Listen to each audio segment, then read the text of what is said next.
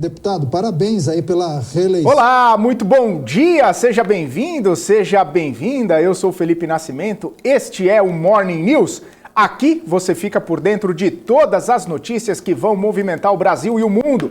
Muita informação, muita análise para você ficar bem informado nessa segunda-feira, hoje é dia 10 de outubro. A gente começa essa edição falando sobre os reflexos dos dados de trabalho nos Estados Unidos. O payroll de sexta-feira derrubou as bolsas e a agenda dessa semana pode colaborar para um movimento ainda mais direcionado para baixo. Com uma das menores taxas de desemprego nos últimos 50 anos, os Estados Unidos já não veem mais nenhuma chance de começar a cair os juros, pelo menos por enquanto. E muito pelo contrário, o mercado já vê 80% de chances do Fed elevar os juros em 0,75 ponto percentual na reunião de novembro.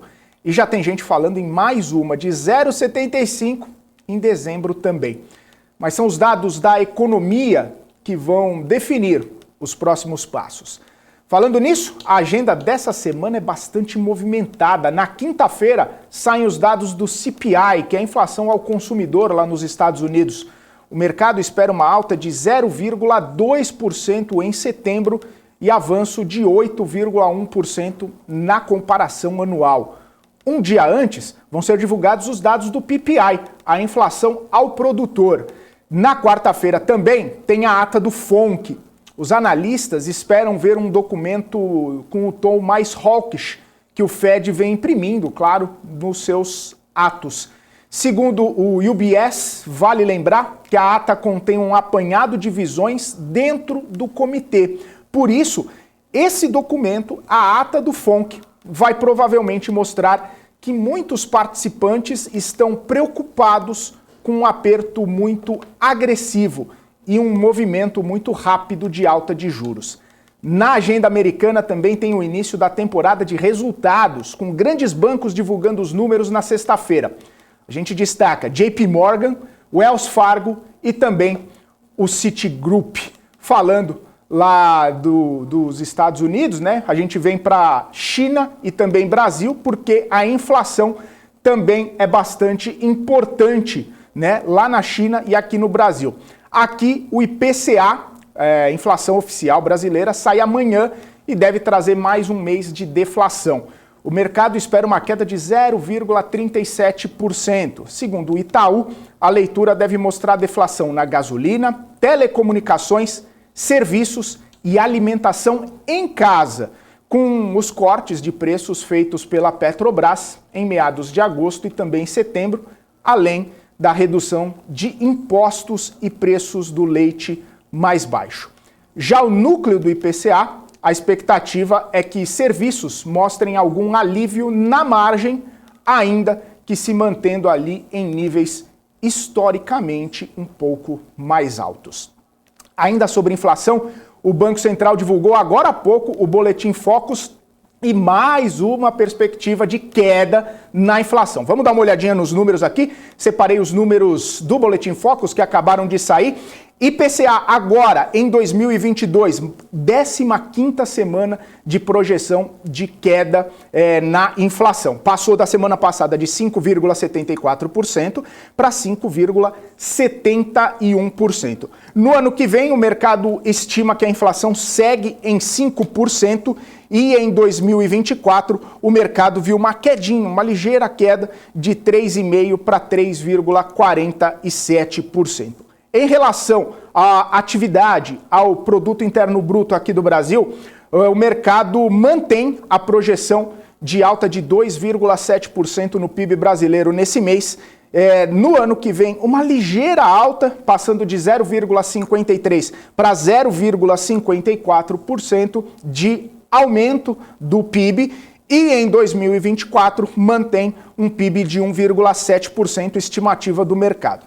Em relação ao câmbio, em relação ao dólar, 2022 mantém 5,2, né, R$ 5,20, assim como no ano que vem, R$ 5,20 para o câmbio. E a taxa Selic, o mercado estima que nesse ano continue 13,75% a taxa básica de juros e no ano que vem a taxa básica de juros encerre o ano de 2023 com 11,25%. Pelo menos essa é a estimativa do mercado financeiro coletada aí ao longo dos últimos dias pelo Banco Central, com grandes nomes do mercado financeiro, com praticamente todos os atores do mercado financeiro, e eles fazem um compilado aí das estimativas, das projeções do mercado em relação aos principais indicadores da economia. Então, o Boletim Focus trazendo aí 15ª semana de queda na inflação, pelo menos na perspectiva de inflação agora para 2022. E aí a gente lembra, né, que essa semana é mais curta, tanto aqui no Brasil quanto nos Estados Unidos, o que deve trazer, consequentemente, menos negociações, menos liquidez para o mercado. Hoje é feriado do Dia de Colombo nos Estados Unidos, as bolsas em Nova York não abrem, apenas os futuros estão operando por lá e já amanheceram no negativo. Inclusive, eu estava dando uma olhada aqui, os futuros americanos seguem no patamar negativo, pequenas quedas, é verdade. O Dow Jones futuro cai 0,03%, o S&P cai 0,09% e a Nasdaq futuro cai 0,16%. Ainda nessa movimentação com menos liquidez, com menos operadores, com menos gente, né, fazendo negociações, então tende a ter uma movimentação até um pouco menor. Aqui no Brasil, a quarta-feira é o feriado de Nossa Senhora Aparecida, a B3 também não abre para negociações. Falando aqui em feriado, né, hoje a China voltou da Golden Week. Depois de uma semana sem negociações, a bolsa chinesa voltou a operar e acabou fechando numa queda de 1,66%. O temor por lá é o risco para empresas fabricantes de chips, que sofreram bastante após os Estados Unidos adotarem normas para dificultar a venda de semicondutores de computação avançada para a China. A medida foi anunciada na sexta-feira pelo presidente Joe Biden. Os Estados Unidos disseram que os controles de exportação foram adicionados como uma parte dos esforços contínuos para proteger a segurança nacional do país e os interesses de política externa.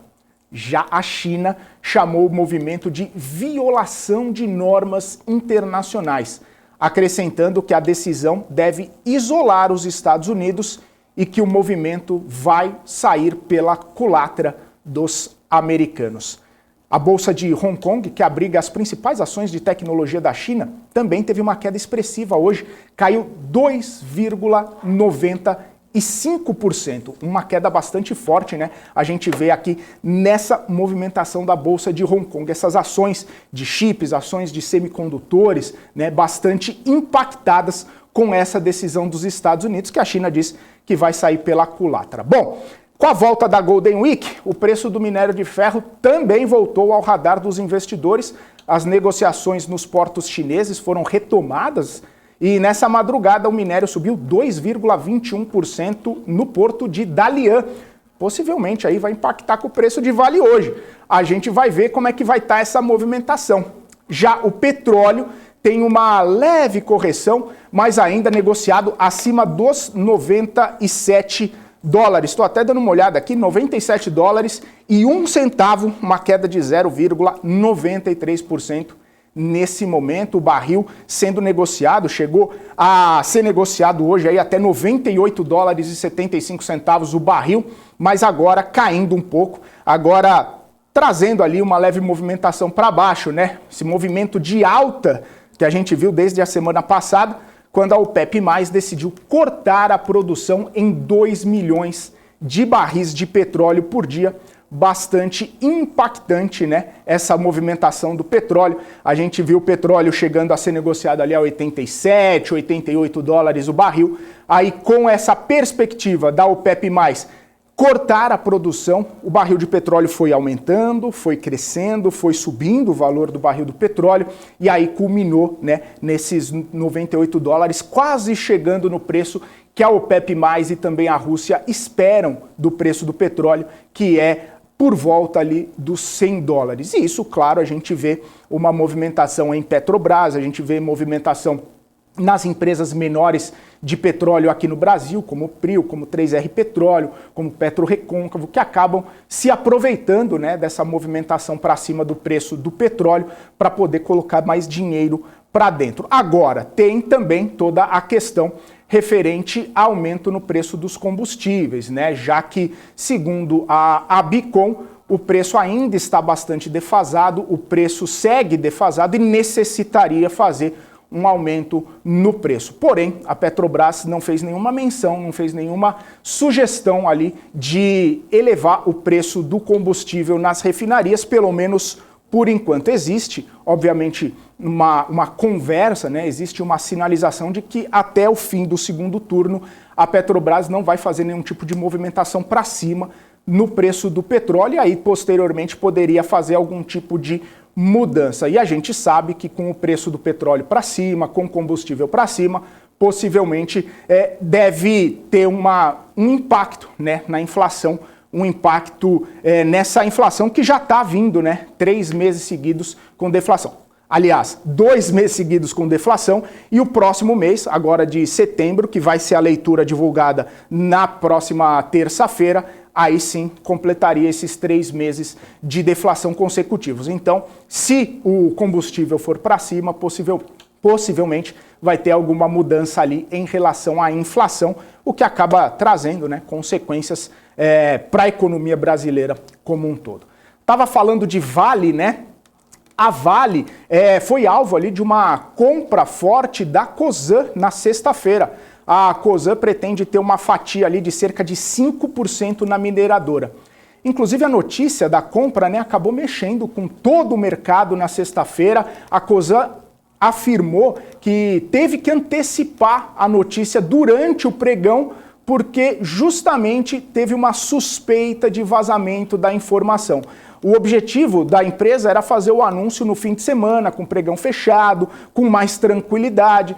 Inclusive foi o próprio CEO da Cosan que falou isso, queria fazer uma divulgação ao mercado com mais tranquilidade, mas com essa suspeita de vazamento da informação na sexta-feira, aí sim a Cosan teve que fazer o anúncio com o mercado aberto, com o pregão aberto, e aí teve bastante movimentação nas ações, a gente vai ver isso daqui a pouquinho. Segundo a Cosan, a operação não compromete a saúde financeira da empresa e diz que não vai haver diluição para os acionistas. E aí os riscos da operação foram colocados nas contas dos investidores, obviamente, e eles reagiram mal durante o pregão. Tanto que a Cosan foi a maior queda na última sexta-feira. Estou até com o gráfico aqui da Cosan aberto, para a gente poder dar uma olhada, né, como que movimentou. A gente vê aqui, ó, Cosan, 8,72% de queda. Raízen caindo também. A gente sabe que Cosan tem uma participação bastante relevante em Raízen, né? E a Vale, a objeto de desejo da Cosan, acabou caindo também. Caiu pouco, aqui 0, alguma coisa, mas teve esse impacto negativo nas ações de Vale. Aí eu falei do gráfico aqui da Cosan, eu até abri um gráfico de 5 minutos aqui para a gente ver toda essa movimentação, né? Aqui, enquanto o mercado estava aberto, poxa, me ajuda aqui, gráfico. Enquanto o mercado estava aberto, a gente vê aqui, ó, foi mais ou menos nesse horário que houve a divulgação do fato relevante, a divulgação da intenção de compra da Cosan por 4,9% da Vale. E aí, olha só, a ação entrou em leilão com um gap de baixa muito forte aqui, e aí terminando em 8,72% de queda. Toda essa movimentação aqui foi posterior, né, ao anúncio. E a gente vê que até no próprio dia 7 de outubro, né, a ação ela estava com uma movimentação já mais baixa, e aí o CEO da empresa falou que teve uma possibilidade de vazamento de informação, né? A gente já vê uma movimentação para baixo aqui dos preços da Cosan, e aí nesse momento aqui, né, até pegar um aqui, ó, nesse momento gráfico aqui, a gente vê esse gap de baixa, bem aqui, ó, o gap de baixa, mostrando, claro, que o mercado acabou precificando mal ali, ou não gostando, né, dessa precificação do próprio ativo, fazendo contas. A questão do endividamento da empresa, né? O CEO da empresa falou que não vai ter diluição dos investidores, que eles não vão emitir mais ações, não vão se endividar mais para poder fazer essa compra, mas o investidor coloca isso no radar, coloca isso na conta para saber se é uma movimentação boa ou não. O que se sabe, né, o que tem falado aí, é que a Cosan vai diminuir a intensidade, obviamente, de distribuição de dividendo para usar o dividendo das outras empresas da holding, que ela recebe das outras empresas da holding, para poder financiar, para poder bancar essa movimentação. E o que a gente vê também, né, é que os analistas estão soltando relatórios. Hoje mesmo o BTG soltou um relatório, também o Bradesco soltou um relatório falando que é uma movimentação importante e mostra que a Vale está seguindo aí no radar dos investidores, a Vale que está colocando muito dinheiro para dentro, a Vale está fazendo muita...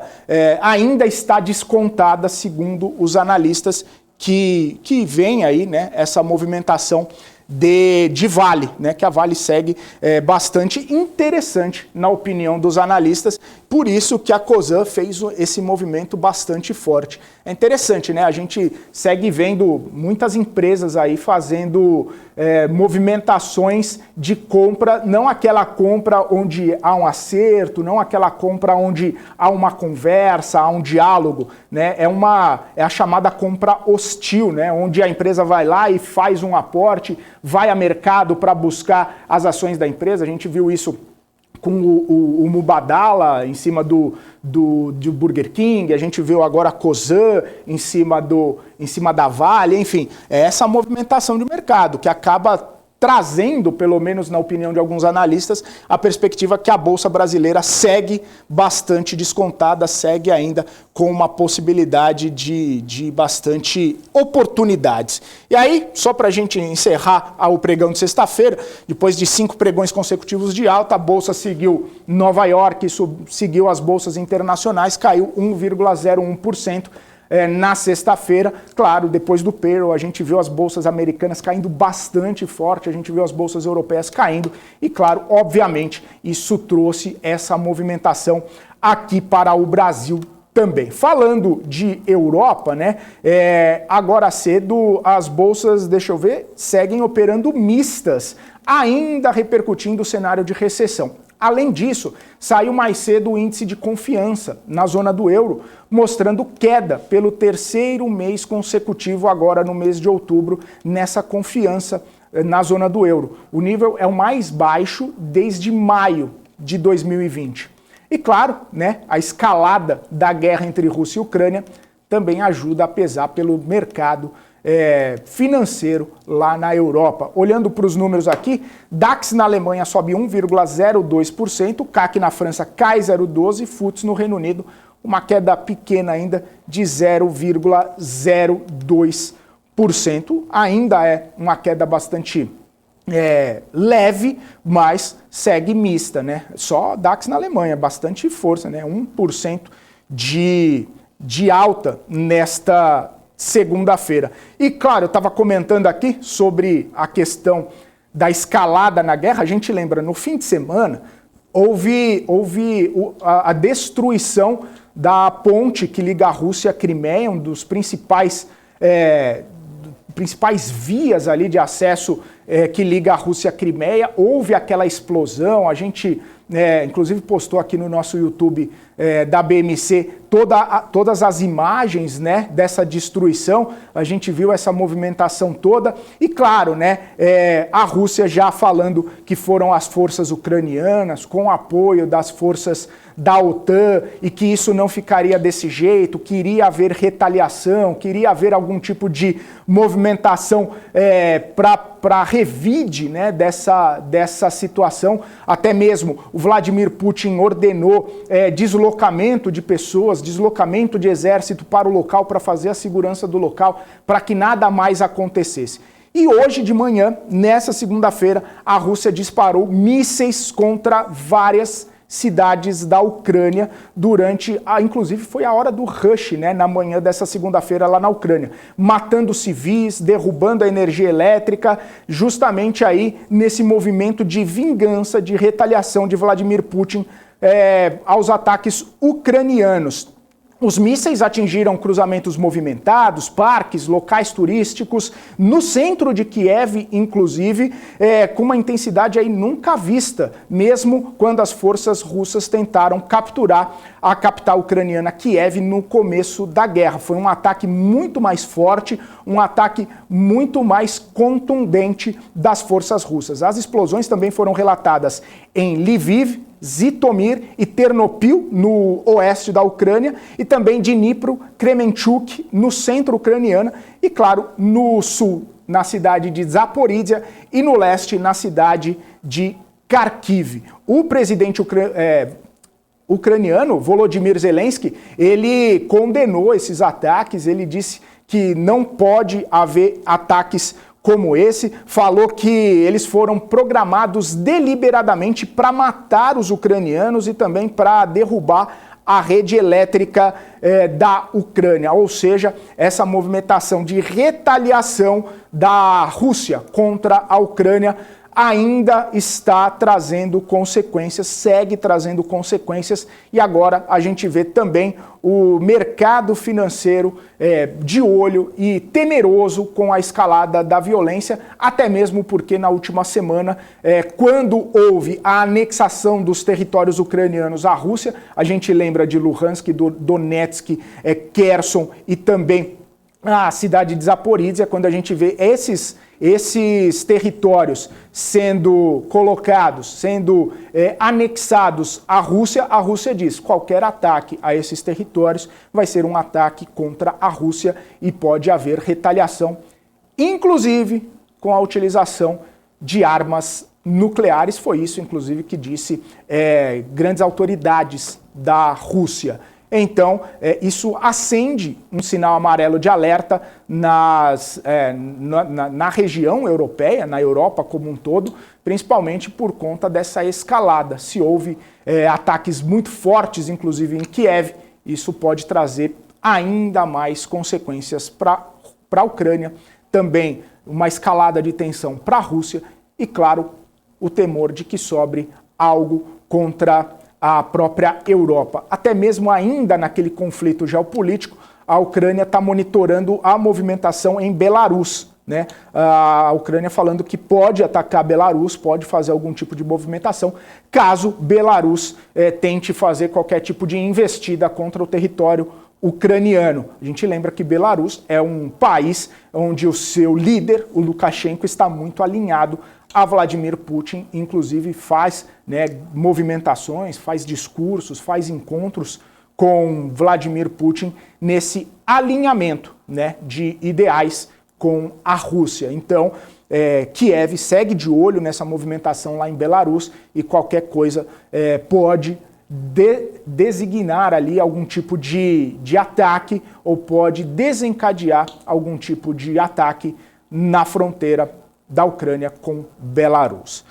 Bom, são 8 horas e 57 minutos, você está acompanhando a gente aqui, muito obrigado pela sua audiência e falta pouco, viu? Falta muito pouco para a gente bater a nossa meta de 400 mil inscritos. A gente já está com mais de 396 mil inscritos. Só falta você que está aí nos assistindo, se inscrever no nosso canal e também ativar as notificações para ficar sempre muito bem informado com tudo o que acontece na economia, na política e, claro, no mercado financeiro, principalmente com os nossos programas aqui que traz comentaristas, traz analistas para te ajudar a tomar as melhores decisões para você fazer ótimos negócios ao longo do seu dia. Eu vou para um rápido intervalo, na volta a gente fala mais de mercado, a gente traz aqui o Guga Almeida também e, claro, todas as informações que você precisa saber para ficar muito bem informado. Fique com a gente.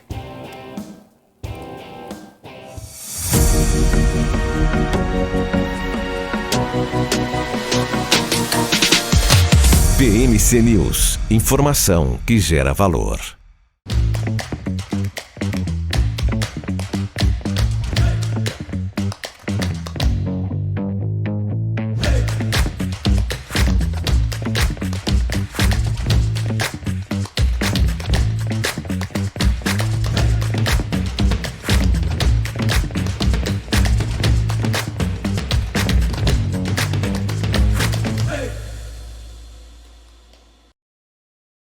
As empresas que fazem parte do seu dia a dia estão em uma das maiores bolsas do mundo, a Nasdaq. E a boa notícia é que você pode investir nessas empresas diretamente pela Avenue, sua corretora nos Estados Unidos. Com os dados das ações dos Estados Unidos fornecidos pela Nasdaq em tempo real, o cliente Avenue pode acessar diretamente as maiores bolsas do mercado americano. Entre neste mercado de tecnologia e inovação. Acesse avenue.com.br/Nasdaq e seja bem-vindo ao mercado global.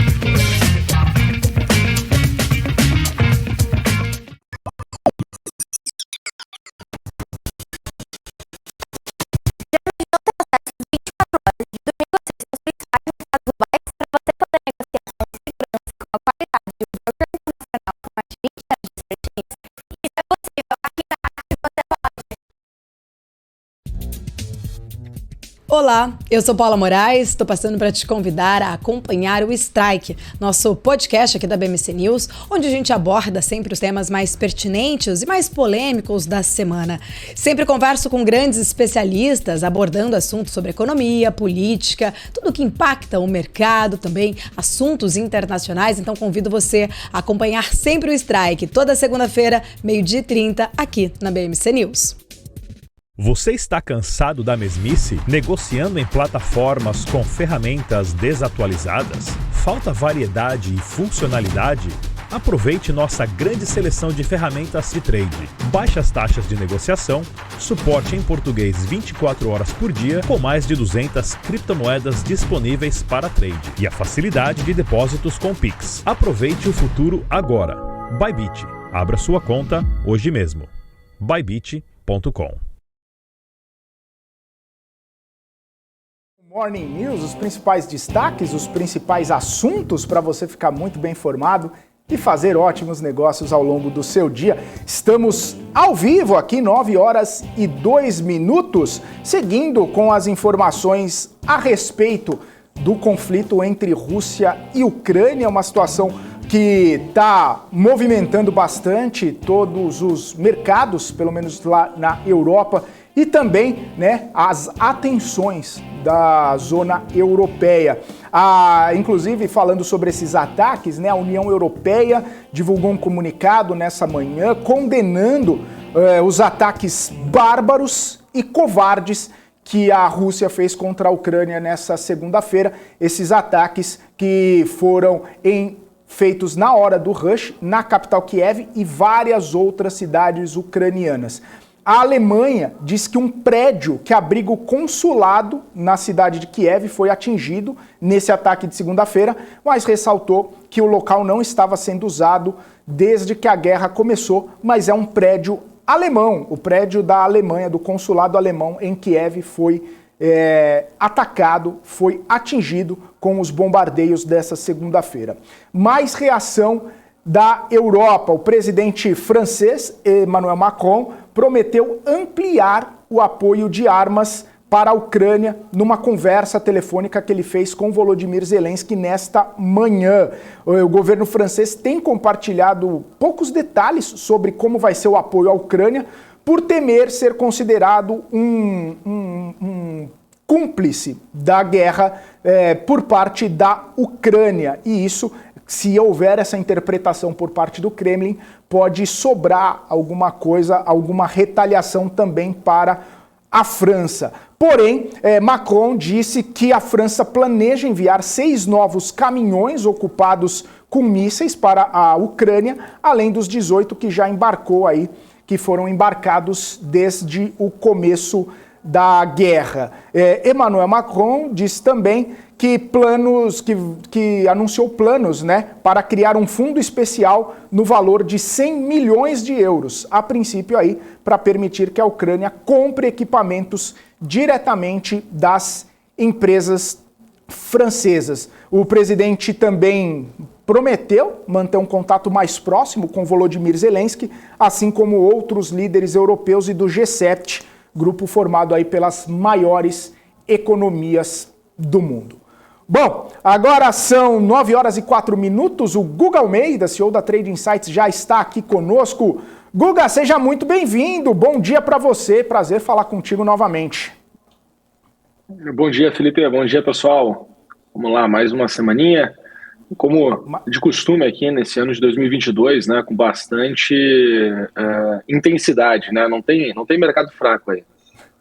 Não tem mercado fraco. Pois é, Guga. Ô, Guga, eu queria só resgatar, né, na semana passada, na segunda-feira, a gente conversando aqui sobre esse cenário pós-eleitoral. Você falou que via uma movimentação. Eu lembro que você falou até chegar perto dos 119 mil pontos e quase chegou, né? A gente viu a Bolsa tocar 18.500 pontos ali, numa movimentação de 5 pregões consecutivos de alta, mas aí chegou payroll na sexta-feira, acabou com a festa, acabou com a farra, acabou com a Copa do Mundo, acabou com esse clima, né, de melhora no ambiente daqui da Bolsa Brasileira, e a gente caiu um pouquinho, mas mesmo assim, acima daquele suporte lá, daquela resistência lá de 114 mil pontos, né? A gente viu até que uma movimentação interessante na Bolsa nos últimos dias, né, Guga?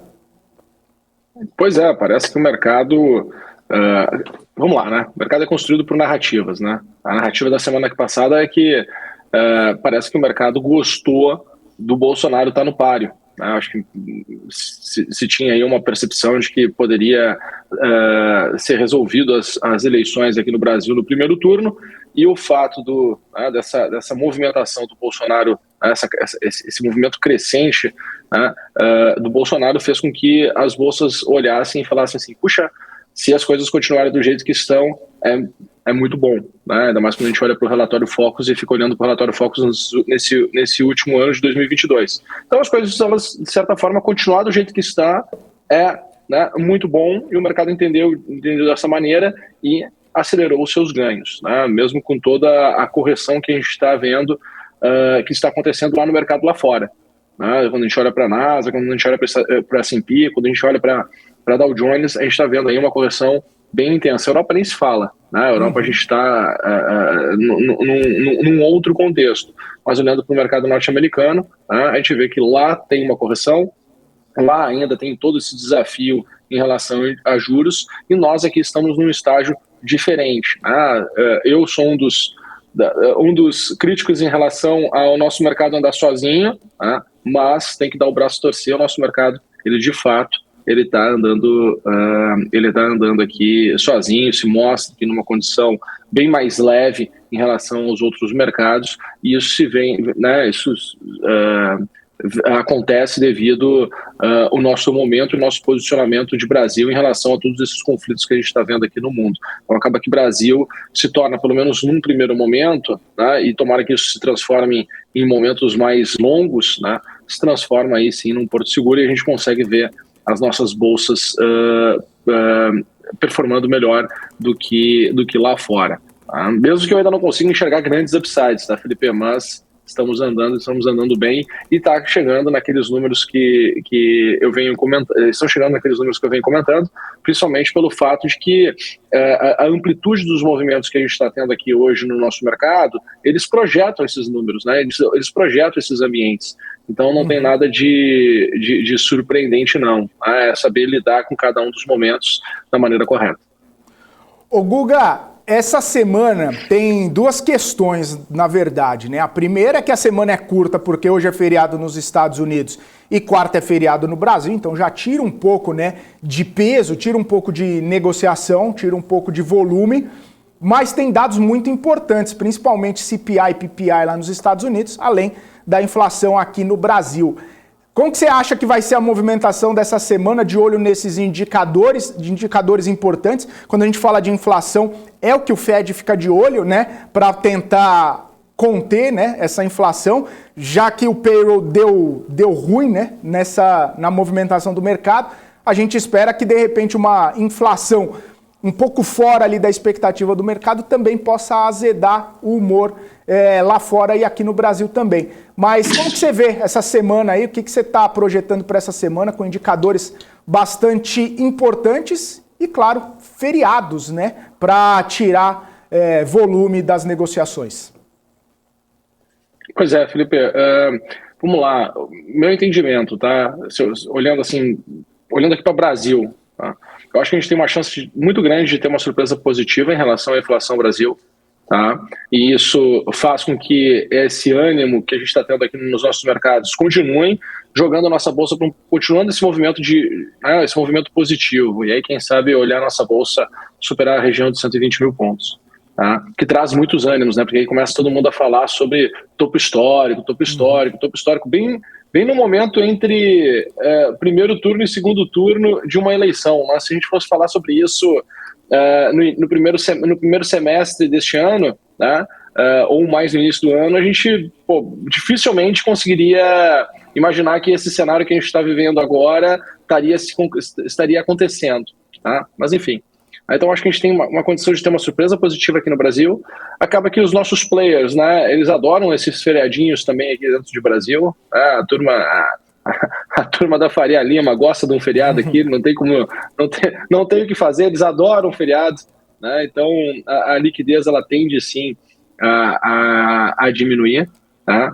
E olhando lá para fora, eu já acredito que a gente tem mais espaço para surpresas negativas. Tá? Eu continuo com aquele meu pensamento que lá fora as coisas elas estão azedando, né? E o meu medo aqui de dentro é muito mais o lá fora contaminar aqui Brasil.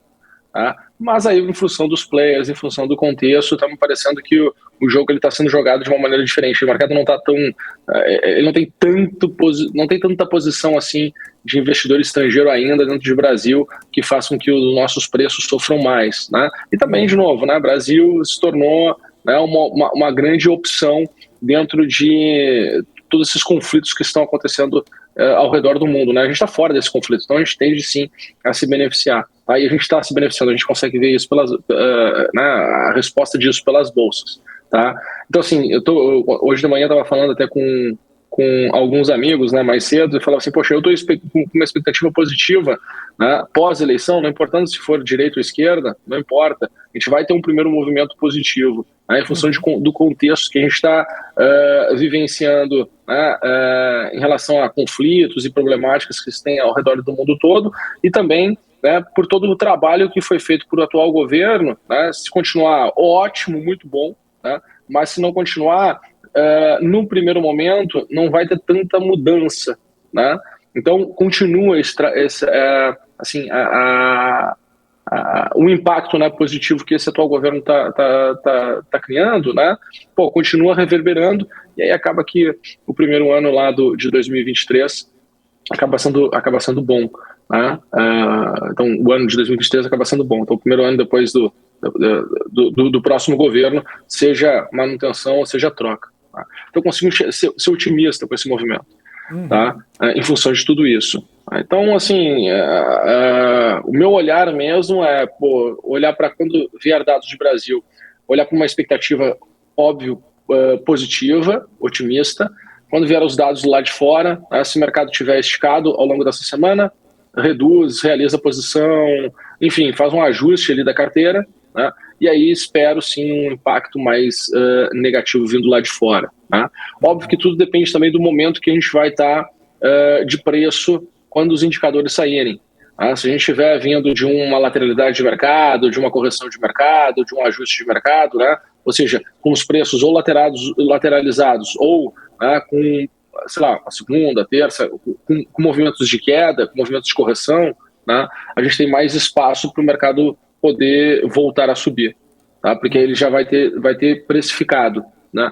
Agora, se o mercado estiver positivo, estiver forte, estiver animado, né, vindo um indicador negativo, a gente tem espaço para uma correção mais intensa lá fora, né? Mas também a gente já viu de correções intensas lá fora, como sexta-feira, aqui não corrige tanto. Né? Então, enfim, o mercado está bem... me parece que os mercados estão ficando bem independentes, né? Eles não estão mais tão dependentes como era antigamente, eles estão mais independentes, né? Cada mercado tem a sua característica específica. E isso se dá também muito, Felipe, em função da disseminação de informação, da disseminação de dados. Né? Antes a gente tinha poucas informações em tempo real, poucos dados em tempo real, né? E agora não, agora a gente tem muito mais dados, muito mais informações a tempo real, o que faz com que cada mercado possa ter, de fato, uma característica mais independente. É isso que eu consigo tirar de conclusão dentro do nosso mercado que a gente está vivendo atualmente e por que está tão diferente do que a gente vivia em alguns anos anteriores. Maravilha. Ô Guga, eu estava dando uma olhada aqui, o futuro abriu em queda, né? Aqui no Brasil, o futuro da Bolsa Brasileira abrindo em queda, mas olhando lá para fora, o EWZ ele está em alta no pré-mercado lá fora, né? Nos futuros lá fora. O que você vê para hoje, Guga? O que o investidor pode deixar monitorando aí nessa movimentação toda? E aí, se quiser fazer também aquela projeção semanal, fique à vontade. Legal, vamos lá então. Deixa eu compartilhar minha tela aqui contigo. Vamos olhar aqui para o nosso Ibovespa. Entrar aqui no Ibovespa diário. Se alguém quiser saber de algum ativo também, Felipe, se tiver tempo, eu tenho falar dois aqui ativos na manga já.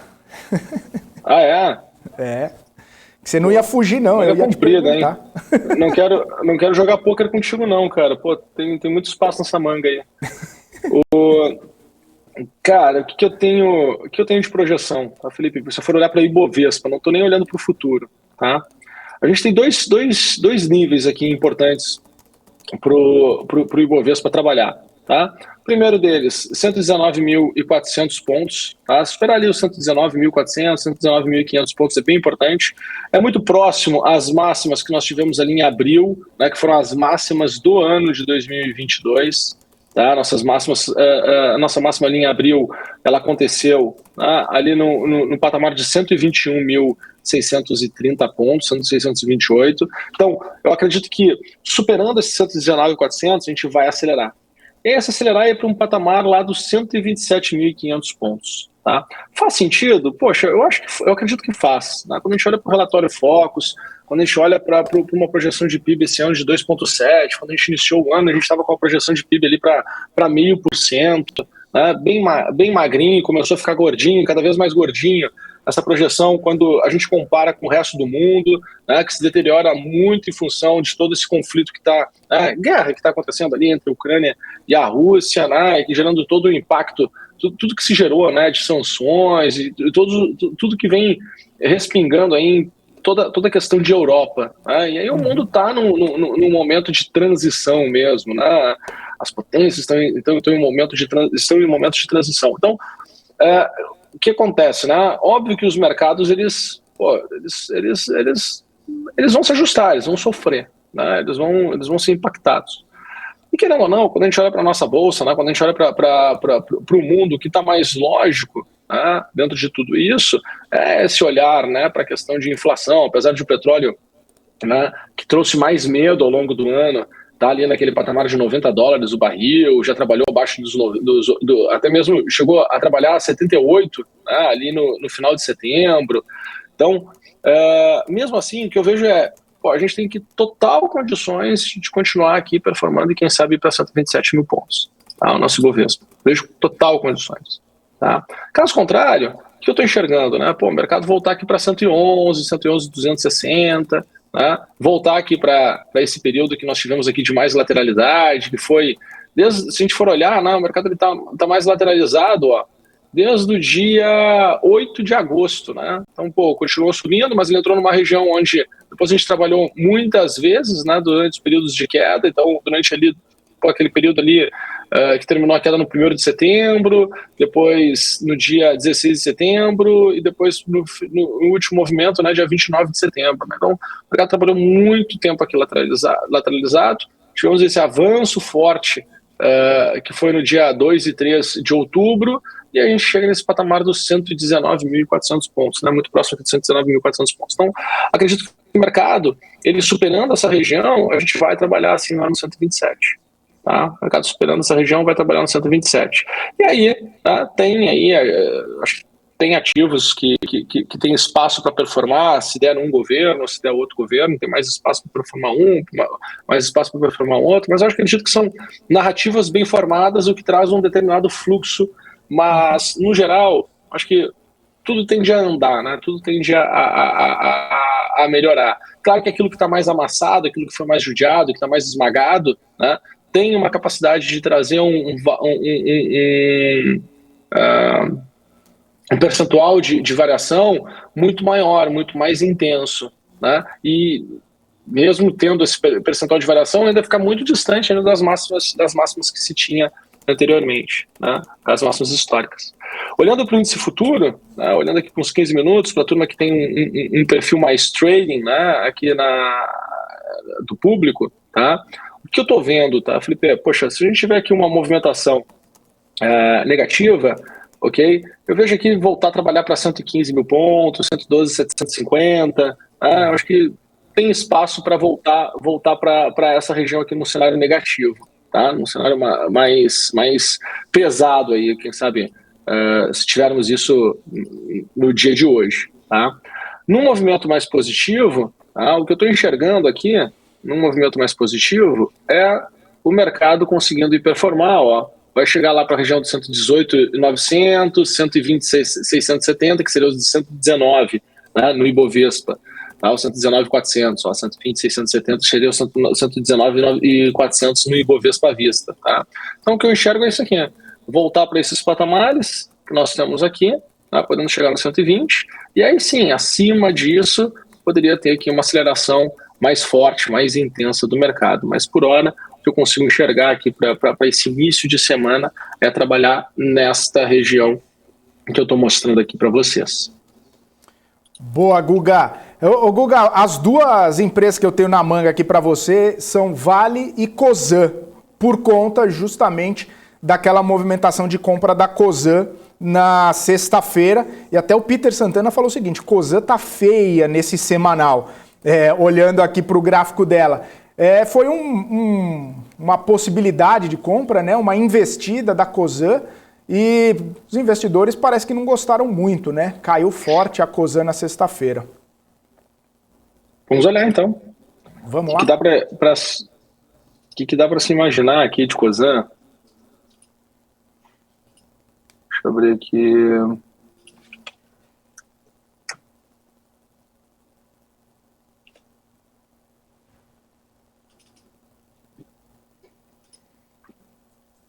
Deixa eu tirar todos os desenhos.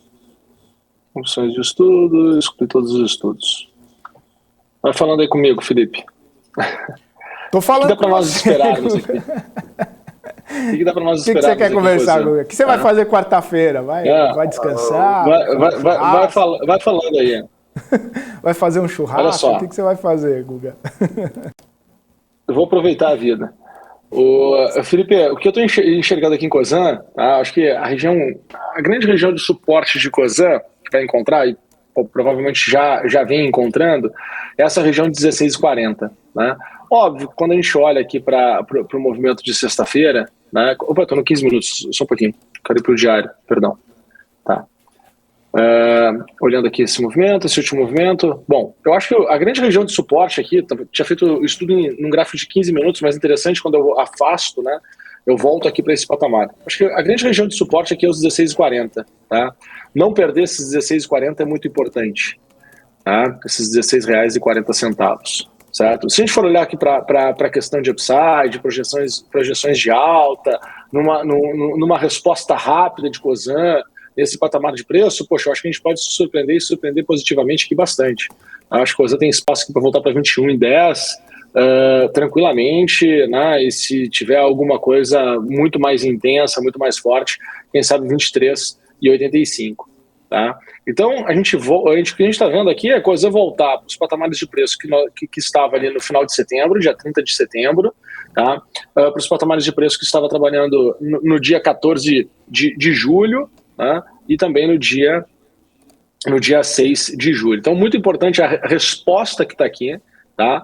Se nós formos analisar, o mercado ele já vem aqui em Cosan, já num processo de correção, num processo de ajuste há bastante tempo. Tá? Acelerar este movimento num momento, né, depois de muito período de queda, tá? Se nós tivermos uma resposta positiva hoje, é super bom. Tá? É super bom, é sinal que aqui a gente provavelmente teve um ambiente aqui de sell-off, né? Como eu gosto de olhar, né? Poderia ser o final das vendas aqui, certo? E aí uma reação positiva agora de Cosan, seria ótimo, seria um belo indicador de compra e para ir buscar aqui R$21, R$23,84, tá? Mas eu preciso de uma reação, não é para comprar faca caindo, tá? Até porque uma sequência de queda aqui nesse momento, tá? Uma sequência de queda aqui neste momento, jogaria Cosan para patamar de R$15, tá? 12,85. Então precisa entrar fluxo de compra aqui acima dessa região de 16,40, nesse patamar de preço que nós estamos agora, né? E aí dá para fazer uma operação buscando a região dos R$21, de certa forma, ao meu ver, bem tranquila, tá? Eu acho que é a região que de fato tende a chegar. Obviamente que se a pessoa for um trader mais de curto prazo mesmo, uma pessoa que está procurando alguma coisa mais pontual, né, uma operação bem mais pontual, né, o que dá para enxergar? Daria para enxergar aqui o retorno até 17,90, 17,95, tá? Que seria uma alta aqui tipo 5,40. Né? O 21 a gente está falando aqui de uma alta de 23,85. Óbvio que subir 5,4 é algo muito mais fácil, muito mais rápido de acontecer do que subir 23%. Né? Então, tudo depende muito do perfil, do que a pessoa está olhando no momento para si, né? O que está buscando ali de oportunidade, mas eu vejo aí que tem essas duas janelas de oportunidade para tradar aqui em Cosan. Tá? Já Vale, Vale, né? A outra. Vale, isso. Que foi a proposta da Cosan, né? Ela quer comprar quase 5% da Vale. Tá bem. Como nós olhamos, né, para Vale, tá? Esse rally de alta, olha só que interessante, né? Já chegou no meu primeiro objetivo, que era 76,85. O mercado, né, olhando para o gráfico diário, ele já demonstra, né? Ele demonstrou uma euforia e travou, tá? Olhando para esse cenário, o que eu consigo enxergar? Olha, espaço para voltar para 67,54, tá? Acho que aqui tem espaço para voltar para 67,54, 67,50, ou continuar o rally para 86. Tá? Então, importante ter um indicador. Agora é mais complexo, né? Eu acho que o trade aqui de curto prazo ele já aconteceu, esse rally de curto prazo ele já aconteceu, agora está no metade do caminho. Tá? Então, agora é meio que tudo pode vir a acontecer. Tá? Obviamente que se nós entrarmos no gráfico e procurarmos alguma janela de oportunidade, o desenho ele se mostra de uma outra maneira. Tá? Quando eu olho para cá, Felipe, eu não consigo enxergar, assim, se eu fosse olhar aqui no 15 minutos, tu sai comprando agora de manhã, Gustavo? Não saio comprando agora de manhã. Não consigo sair comprando agora de manhã. Apesar de imaginar que possa ter um repique, eu não consigo fazer um trade aqui, eu não tenho 2 etapas de correção ainda, não tenho um ciclo aqui todo de curto prazo fechado de correção, diferentemente daqui, né, que a gente tinha aqui, primeira etapa, segunda etapa, então tinha um espaço para poder subir, tá? Dentro desse espaço para poder subir, o mercado ele tinha expandido para baixo, depois o mercado, ele querendo ou não, ele expandiu para cima e fechou o movimento e voltou até o movimento de queda, o movimento de correção. Então, eu preciso que esse ciclo aqui ele se encerre. Tá? Como eu estou olhando aqui um gráfico de 15 minutos, hoje, ao longo da manhã, início da tarde, né, ali por volta da 1h30 da tarde, a gente vai ter muita informação porque já vai ter passado bastante tempo. Então vai se mostrar que se o mercado quis melhorar e está tentando melhorar para terminar, sabe, uma etapa da correção, ou se o mercado vai ter azedado e vai ter corrigido com mais intensidade, a gente vai ter uma fotografia melhor do que fazer. Né? Infelizmente, essa fotografia que a gente tem aqui agora, às 9h30 da manhã, né, ainda está muito fraca, né? Falta mais informações para que de fato eu consiga dizer, puxa, para mim o cenário é para ir para compra, né? Que eu tenho uma melhor relação de risco-retorno para compra ou uma melhor relação de risco-retorno para venda. Isso ainda não está bem desenhado em Vale, Mas eu acredito que até 1h30 da tarde do dia de hoje, olhando para o gráfico de 15 minutos, a gente já vai ter mais informações e vai estar bem mais desenhado. Maravilha! Fechado então, Guga. Valeu por hoje. Ótimos negócios para você. Boa segunda-feira e daqui a pouquinho tem insights, né? 6 horas, insights com Guga Almeida. É isso aí. 6 horas, insights com o Guga Almeida. Bati um papo com o Dalton Vieira, da DV Invest. Ele fala ali bastante da metodologia dele, como é que ele toma decisões no mercado financeiro. Ficou bem legal o nosso papo. Espero que todo mundo goste. Então eu espero todos às 18 horas, às 6 horas da tarde, no dia de hoje aqui na BMC News. Valeu e uma ótima semana a todos.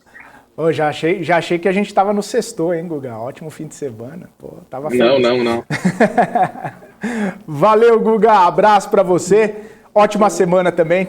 Até mais. É isso aí, Guga Almeida, CEO da Trade Insights, aqui com a gente, trazendo sempre sua visão para o mercado, sua visão para os ativos, a visão do que vai acontecer nessa semana, né? Semana de feriado, semana de inflação, pois é, estamos atentos, estamos de olho. Faz o seguinte, eu vou para um rápido intervalo, na volta a gente já vai direto para Brasília conversar com a Kelly Ecali. Fique com a gente.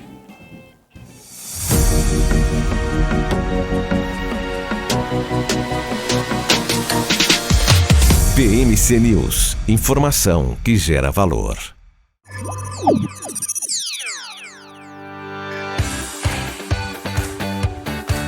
Aqui você pode negociar índices como DAX, Nasdaq e S&P 500 e commodities como soja, cobre, petróleo e café. Além de ações e ADRs das maiores empresas do mundo, como a BMW, Google, Apple, Netflix e Disney.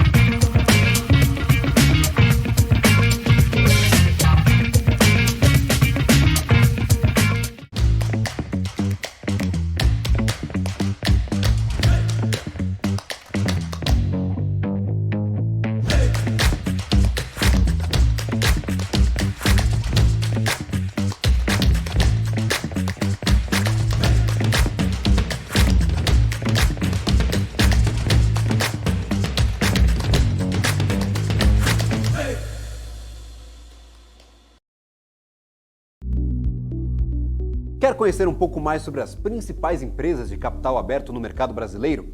O BMC Business é o lugar certo. Toda terça-feira, a partir das 5h30 da tarde, eu tenho um encontro marcado com você aqui na BMC News. Você está cansado da mesmice? Negociando em plataformas com ferramentas desatualizadas? Falta variedade e funcionalidade? Aproveite nossa grande seleção de ferramentas de trade. Baixas taxas de negociação, suporte em português 24 horas por dia, com mais de 200 criptomoedas disponíveis para trade e a facilidade de depósitos com Pix. Aproveite o futuro agora. Bybit. Abra sua conta hoje mesmo. Bybit.com. As empresas que fazem parte do seu dia a dia estão em uma das maiores bolsas do mundo, a Nasdaq.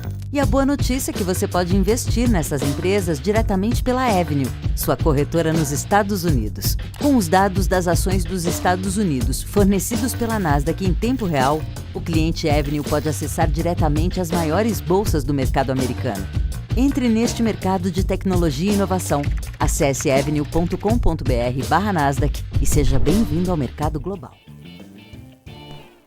Estamos de volta, Morning News aqui na BMC, ao vivo, 9 horas e 33 minutos. Eu já vou direto para Brasília conversar com a Kelly Ecali. Bom dia, Kelly. A Câmara inicia hoje aquela discussão, né, sobre projeto de lei que criam regras para punir as pesquisas eleitorais que divulguem aí projeções que acabem não coincidindo com os resultados das urnas. A gente falou disso na semana passada. Conta mais então sobre esse tema aí na Câmara dos Deputados. Kelly, bom dia, bem-vinda ao Morning News. Fê, bom dia a todo mundo que está começando a semana com a gente. Na semana passada eu adiantei a informação de que o Lira tinha marcado sessão para hoje, né? Talvez tinha uma pequena possibilidade dele desmarcar, mas desde a semana passada, essa sessão de segunda-feira, algo que é atípico aqui na Câmara dos Deputados, já estava prevista e agendada, né? Na pauta de hoje, a Câmara traz 33 discussões, 33 matérias, medidas provisórias, são 6 medidas provisórias que antes do segundo turno perdem aí os seus respectivos efeitos, né? Você tem projeto de lei também sobre regulamentação de criptomoedas, um projeto inclusive que já passou pelo Senado. Tem algumas discussões que são relevantes aí para ao longo desta semana, né? O Lira disse que quer terminar aí essas discussões antes mesmo do feriado de quarta-feira, ou seja, a Câmara tem sessões então hoje e amanhã. Para hoje, a ideia é começar a discutir aí esse projeto que criminaliza, né, as pesquisas eleitorais, como você disse, Fê, que não coincidam, cujos ali apontamentos não coincidam com o resultado eleitoral nas urnas, tá? É uma matéria extremamente polêmica, que ganhou repercussão, sobretudo, na base do presidente Jair Bolsonaro, depois do primeiro turno destas eleições, né? Tem mais de um projeto, são 3 projetos aí tramitando sobre o tema, que foram apresentados por deputados bolsonaristas aqui na Câmara para se discutir, mas o que tem maior peso é o do Ricardo Barros, que é líder do governo aqui na casa. Na quinta-feira passada, a gente trouxe em primeira mão a informação de que ele tinha acabado de apresentar o projeto e, na sequência, a base do presidente Bolsonaro já se organizou para um requerimento de urgência, e é exatamente esse requerimento de urgência que vai ser discutido hoje aqui na Câmara, no plenário. O Lira anunciou isso na semana passada. O que é esse requerimento de urgência, Fê? Em tese, um projeto de lei, quando ele é apresentado, ou seja, quando ele é protocolado aqui na Câmara e no Senado, enfim, ele precisa passar por comissões temáticas, tá? Esse requerimento de urgência, trocando em miúdos, ele diz assim, olha, a gente está querendo aí que esse projeto não passe pelas comissões temáticas e venha direto para o plenário para ser discutido e votado em plenário. Então, é esse requerimento que vai ser votado hoje. Não dá para dizer ainda muito cedo se tem abertura, viu, Fê, para o Lira já colocar o projeto se o requerimento for aprovado, o que com certeza vai, né? Porque o requerimento recebe aí as assinaturas de deputados da base e aí, para ser aprovado, também precisa de 257 assinaturas. E essa quantidade de assinaturas, sobretudo com sessão remota, é muito tranquilo aí, essa quantidade de votos, nesse caso, é muito tranquilo da base do presidente Jair Bolsonaro conseguir, lembrando, é uma matéria do presidente da casa, do Arthur Lira, né? Então, qual que deve ser o cenário mais tarde? A casa, então, votar aí o requerimento de urgência desse projeto de lei que criminaliza as pesquisas eleitorais, muda regras no Código Eleitoral, tá? E aí, uma vez o requerimento aprovado, a matéria fica pronta para ser apreciada. Mais tarde, a gente vai entender, e depois do quórum, a sessão está prevista para as 3 horas, a gente vai entender se tem quórum para começar a discutir ou não. Se o Lira perceber que tem quórum para começar a discutir e aprovar essa matéria, certamente ele coloca aí para votação mais tarde. Se isso não ocorrer hoje, deve ocorrer amanhã. A gente vai, claro, acompanhar aqui a repercussão desse projeto e trazer aí novidades, caso tenha. Senão, fica para o período da tarde, viu, Fê? 3 horas a sessão está marcada. Eu volto com você aí. Tá certo, Kelly. Ficaremos de olho aqui, né, nesses desdobramentos. 3 horas a sessão marcada e, claro, você vai estar em cima do lance aí, trazendo informações pra gente. Obrigado, Kelly. Boa segunda pra você, bom trabalho. Até mais. Pra todo mundo. Tchau, Fê. Tchau, tchau. Kelly Ecali lá, direto de Brasília, trazendo as informações pra gente. Eu tô de olho aqui no mercado financeiro, só para avisar vocês que os futuros americanos, eles viraram, né, o indicador. Eles estavam caindo na manhã desta segunda-feira e agora já estão subindo. O futuro do Dow Jones sobe 0,19%, o futuro do S&P sobe 0,15% e o futuro da Nasdaq sobe 0,04% neste momento. Tá certo, ainda tem, a gente tem aquela situação de que as bolsas lá nos Estados Unidos não vão funcionar nesta segunda-feira por conta do feriado, mas inverteram, né, os sinais os futuros americanos. E o dólar está caindo, 0,3% agora, R$ 5,18, mostrando aí uma apreciação do real nessa segunda-feira. Bom, são 9h39, eu vou ficando por aqui. Muito obrigado pela audiência, obrigado pela companhia de todos vocês inclusive que deixaram a sua mensagem, o seu comentário aqui no chat. Muito obrigado. Ótima semana a todos, ótimo comecinho de semana a todos. Bons negócios nessa segunda-feira. Até mais. Tchau, tchau.